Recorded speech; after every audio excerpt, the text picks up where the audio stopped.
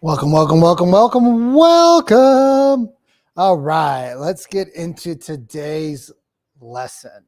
Today's lesson is super important, and the sooner you can start to figure this out, the sooner you'll realize that, oh my gosh, we've been taught wrong.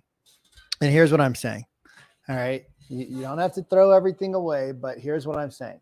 When we don't know how to open up a conversation properly, or if we follow the scripts that the gurus have been teaching us for decades upon decades upon decades, the challenge is that the consumer has been upgraded to AI levels, and we're still using scripts that are like dial-up fax machines.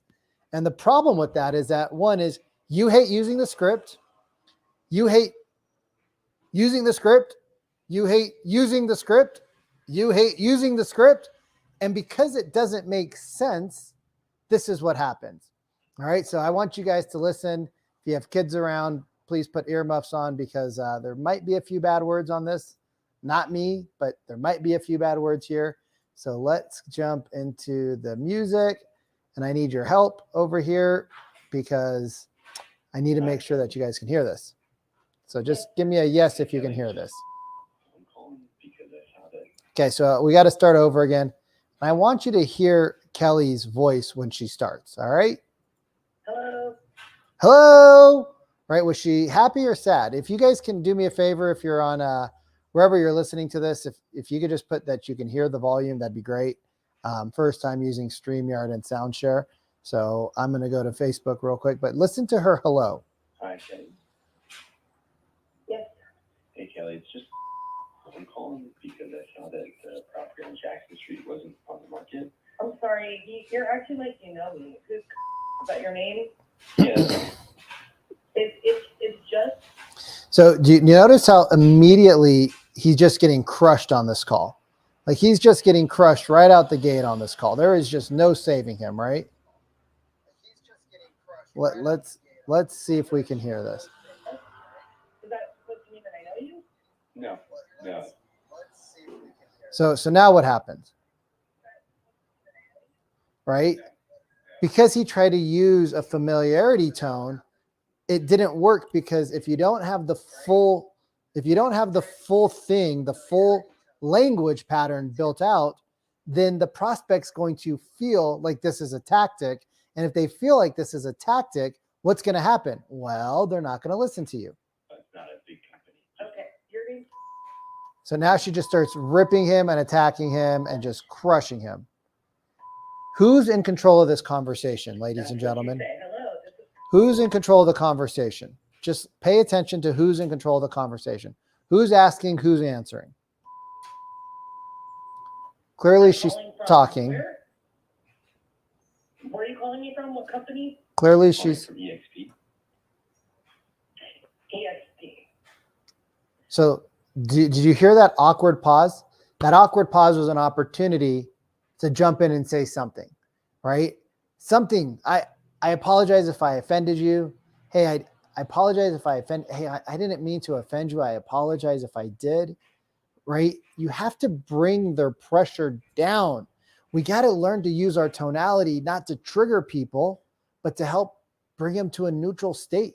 If you're always putting pressure on your prospect, that is not neutral, and they're going to push back, as you hear in this call. Now, a lot of your prospects want to say this to you, but they don't because they're polite. He just happened to catch Kelly on a pretty not nice day. Okay, and you're a real estate firm in Los Angeles? Correct. So who's asking, who's answering? Real estate agent? Who's asking, who's answering? Now, if he would have done some things like while she was talking and ripping him apart, he would have had opportunities to interject. But she's asking the questions. He's answering the questions. Who's in power? Who's in power? Who's not in power? Yeah, she's in power. She's completely taken over the conversation and she's completely railroaded. Now, the funny part is she actually knows the beginning of the script that you guys are all using. And you're calling me about my house? The property on Jackson Street. Yep. What about it? I just thought it wasn't on the market and it came off the market last year. This is horrible. Yeah, Did you hear her tone? Here we go again. For the 9,000th time, I got to explain myself. That's her tone. Thank you for giving me a recap of my life. I appreciate it. So I see your house is no longer on the market. I was wondering if you guys had already sold it. Do you think that might create some pressure? Right? Let's just go back and listen to Kelly. Let's just go back and listen to Kelly. Thank you for giving me a recap of. Okay, and you're a real estate street. Yeah. What about it? What about it? I just thought it wasn't on the market and it came off the market last year. It was just curious.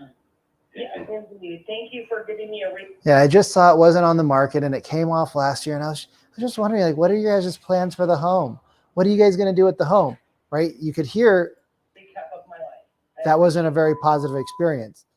Do you think that maybe other people that hang up on you are hanging up on you because not of what you're not saying, but because of what you're saying? You might be triggering them by using this line that you've been taught that 80-90% of the real estate agents use that creates a tremendous amount of what? Pressure. And you could hear it. I'm sorry. I didn't mean to bring anything up like that, but I was calling. It's just like, okay, how many people like you do you think call me? Guess hundreds. Annoying. So if you think that you are in isolation and, oh, I'm going to call and I'm going to say this perfect little statement and I'm not going to practice it and I'm going to just show up and make some calls, do you think that the prospect hasn't already heard the call before? Unfortunately, they have. And if you sound just like everybody else, which is one of the things I try to work with my clients on inside the Real Estate Sales Academy, even inside the Real Estate Sales Dojo, where we give away free training like this, even those guys, it takes time. Like, we fall back under pressure, right? Would you say this was a high pressure call? Of course it was. It was super pressure. We fall back to our emotional home under pressure. And until we train out of that, so that when we do get into a period of pressure, we know what to say. Until we train out of that, we're going to still keep having the same results. Now, this agent, right, I've been working with for a while. He just got into expireds.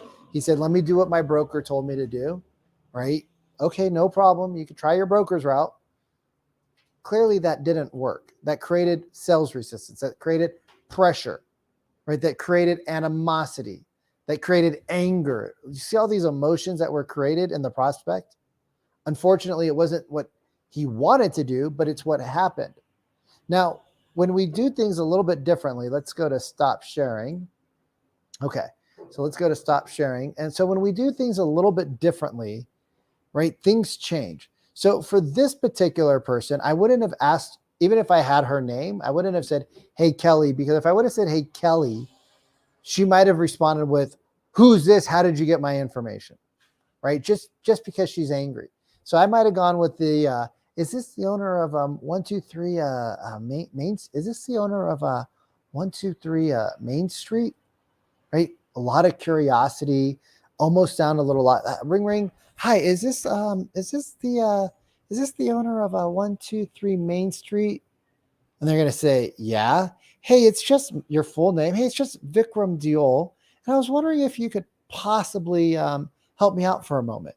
Now, when we say possibly, right, it removes stress, removes pressure. When we also say our full name, that gives them more security, right? As you could hear on the last call, one of the things she asked was, what's your full name? And then he said his full name, and then she ripped it apart. Now, the next one is going to be the one where a lot of people have a challenge with, right? I'm just giving you a little nugget of what we teach inside the Real Estate Sales Academy, just a little nugget of what we teach inside the Real Estate Sales Dojo. Well, I'm not quite sure you could yet. You see, I called to see if y'all would be open to look at any possible hidden gaps in your marketing processes that might have prevented your home from attracting potential buyers when it was listed a few months ago. Now, if they're upset, you're going to say this, like, oh, I apologize if I offended you. What I do is, you know how. And then we go into a quick intro of what we do. Well, what I do is, well, you know, like a lot of people are trying to sell their home sometimes get frustrated with the time frame it takes to sell their home, or their agents not providing adequate feedback, or even getting you a offer you'd be happy with.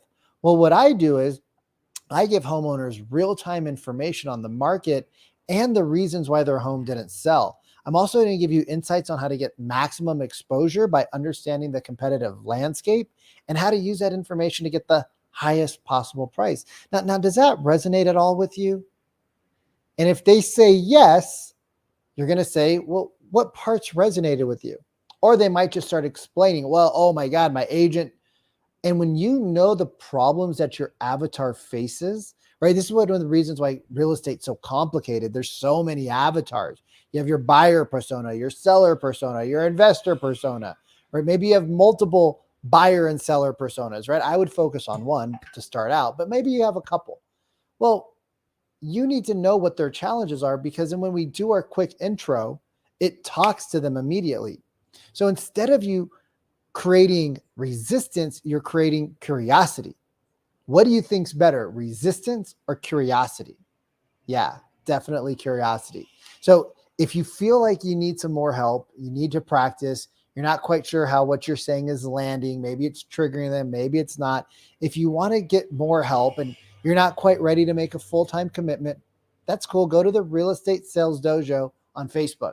You can ask questions, you can post your calls, right? You can ask situations. We'll respond typically really quick within like 12 to 24 hours, right? So you're going to get like real-time knowledge from somebody who sold over $200 million worth of real estate. If you think that you might want to have a more formalized relationship for the next 6 months and you want to work together, do me a favor, just type the word agent in the copy, or just send me a DM depending on where you're listening. DM the word agent and I'll shoot you a booking link. We could talk about possibly what it would look like to work together. I can tell you, if you're the type of person who's like half in, half out, if you're not wanting to do the work, you just want the now leads, the now sellers, right? We know those don't exist. Probably not the right program for you. But if you're looking to grow and you're willing to show up, do the work, follow, ask questions, do me a favor, type the word agent and DM me the word agent on Instagram. We'll get you the booking link. We'll talk about possible next steps. And if it's a fit, awesome. And if it's not, so be it. Anyways, do me a favor, watch this over again. Watch this multiple times. Listen to my tone. Listen to how I use pauses, right? Listen to the way that I'm delivering and which words I'm lingering on. Now, I'm obviously in a presentation voice, not in the right sales voice. So my tonality is a little cold right now, but you'll see that there's a lot of differences. And I want you to win. So do me a favor. Pick either door knocking or cold calling for the next 6 months. Don't worry about how many listings you get.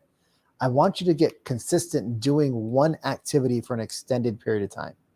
Results don't come for most people after 2 or 3 months. It takes them 4, 5, 6, 7, 8, 9, 10 months. Some people are slow learners, or it takes them a year. Imagine if you give up after 9 months of working so hard. So I want you to pick door knocking, or I want you to pick expired listings. All right. We need to bring inventory back to the marketplace. It's our job to bring the inventory so that the buyers you're working with have something to buy. So either somebody else can bring the inventory or you can. I want it to be you. I want you to control the market. So I hope you found this useful. Do me a favor, like, comment, subscribe, share, follow, tag a friend, all the good things, and I'll see you next week.